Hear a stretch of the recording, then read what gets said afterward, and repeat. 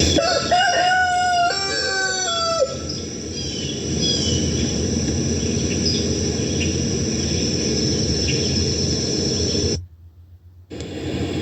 welcome back to the show. Honestly, I've been looking forward to this all week. I mean, after our last conversation about those bird humanoid stones, I've been seeing patterns everywhere I look. Thank you, Robin. It's great to be back. As the old saying goes, the third time's the charm, right? I'm glad those stones stayed with you. That's exactly what they were meant to do. Well, we aren't wasting any time today. Last time was a whirlwind, but today you've brought two separate pieces for us to look at. They look like rocks, Sam. Am I missing something again? At first glance, sure, they look like ordinary stones.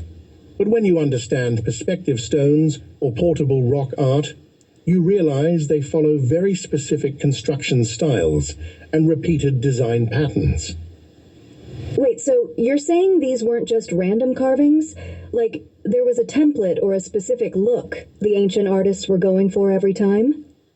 Exactly. It's a concept we've touched on before, but seeing it in action is the best way to learn. Shall we get started and look at the first set of images? I'm all eyes and ears, Sam. Let's see what you've got on the screen for us today. All right, look at these two stones. Just take them in for a second. What's your initial reaction, Robin? Okay, honestly, they look like something I'd find in my backyard. But I know that look on your face. I'm definitely missing the perspective part, aren't I? You're getting better at this. Let's shift our view. Take a look at the screen now, from a slightly different angle. Has your perspective changed at all? Wow. Oh, wow, Sam. Okay, that is incredible. There are clearly two faces visible now. I can see them plain as day. Very good. Now tell me, what was your clue? What helped you find the orientation point for these specific stones? It was the pigments, definitely. The colors just pop once you look at them the right way. I'm guessing you knew I'd say that, huh? I did? You've been doing your homework. The artisans who made these often used a wide array of pigments, or what we call banded patterns, to define the faces. For anyone joining us for the first time, can you quickly explain what those banded patterns are? It seems like a pretty crucial piece of the puzzle. Sure thing.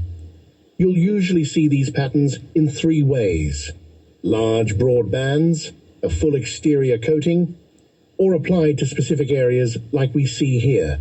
Whenever you see those bands, it's a huge indicator that a face is present. That makes so much sense. Thanks for the catch-up, Sam. Can we look at them one by one? I think I want to dive into the details of that larger tan stone first. I thought you'd never ask. They say bigger is better, right? Here is the larger stone, shown from a slightly different perspective, so the features are clearer. Okay, wow. From this angle, the face is unmistakable. The right eye is shaped like a rhombus or a diamond, and the left eye... Wait, it has a tail? Yes, a tail-like projection that flares upward to the left. It's very stylized. What else do you see between those eyes? There's a small patch of black pigment right where the nose should be, and below that, a much larger band that looks like an open mouth. Am I on the right track? 100% spot on, Robin. You're starting to see the artist's intent behind every single mark. But Sam, just like last time, this doesn't look like a normal human face. It feels different. Are we looking at another humanoid figure? We are. These anthropomorphic figures are incredibly common in portable rock art. It was a tool the artists used to tell specific narratives or myths that were important to them. It's fascinating. I'm sure there's a ton more to say, but time is just flying by. We have to look at the smaller stone before we run out of time. That's what happens when you're having fun.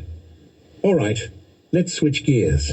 Here is the smaller of the two stones, also rotated into an upright position. Any thoughts? Let me try this. Stop me if I'm way off, okay? I see a face with an oval, almost egg-shaped head, but the eyes, they look a bit messy. Trust your eyes, Robin. You're doing great. Tell me more about what you mean by messy.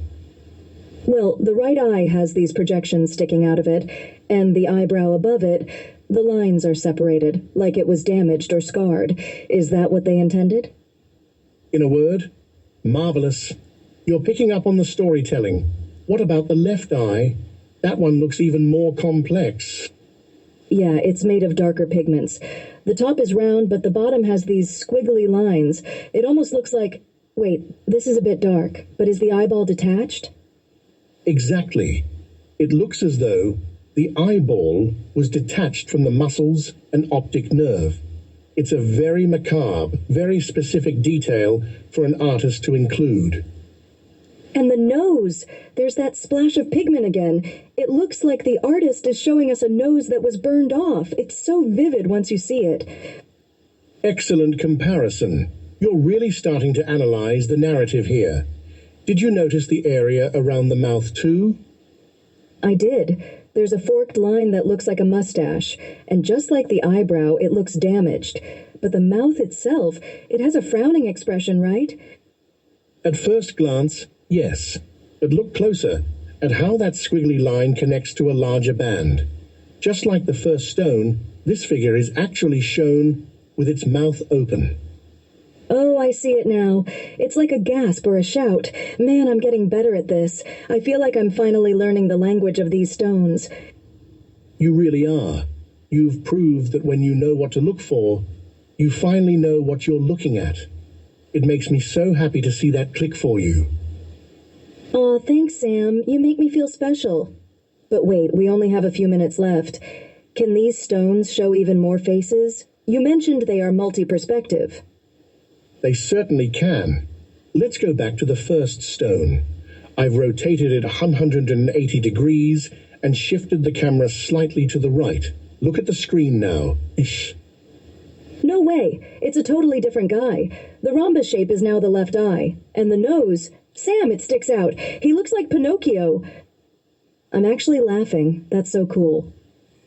Haha, he really does. And watch this. If we change the angle just a tiny bit more, that face disappears and a new one emerges. Wait, that looks like a skull or a jack-o'-lantern. It went from funny to skeletal in a split second. How did they carve all that into one rock? It's all about the biplanar style. If you look at these stones from the side, you'll see they are made of two diagonal geometric planes. The faces aren't on a flat surface. So, parts of the face are on one plane, and the rest are on another? Like a 3D puzzle wrapped around the stone? Precisely. On the first stone, the eyes and nose are on the lower plane. On the smaller stone, only the mouth is on the lower plane. It's incredibly sophisticated engineering. It's the ultimate proof that these were touched by man. It's not just nature playing tricks on us. I'm honestly blown away every time we talk about this, Sam. That's the beauty of it. There is a whole history written in stone that we are just beginning to decode. It's a privilege to share it with you and the listeners. I can't wait for our next session. Before we go, where can people find more photos and info? I know our listeners are going to want to see these for themselves. Head over to beforetheolmec.com. There is a wealth of information and galleries there that explain everything we've talked about today and more. Beforetheolmec.com. Got it. Sam, thanks again for coming in. This has been another mind-bending episode. It was wonderful to be here, Robin. I'm already looking forward to the next one. Talk to you soon. See you next time, everyone. Keep looking at those rocks. You never know what might be staring back at you.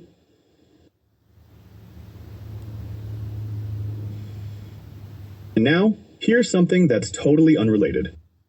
Have you guys noticed your social media feeds lately? It's just, honestly, it's like UFOs are the only thing people want to talk about anymore. It really is a total renaissance for the topic, Robin. I mean, we've gone from these fringe late-night radio shows to actual congressional hearings. It's a massive shift in the public consciousness, you know? I hear you, Nico, but let's be real for a second. Is it a shift in consciousness, or just a shift in how easy it is to go viral with a blurry video? I'm the resident skeptic here. So let's talk about these blue orbs specifically. Why blue? Most drones have red and green navigation lights. If these were secret military tech, wouldn't they want to blend in a bit more? The color is what really gets people. It's this vibrant, almost electric blue. Some researchers suggest it could be a byproduct of a high-energy propulsion system ionizing the air around the craft. It's like a neon sign in the sky.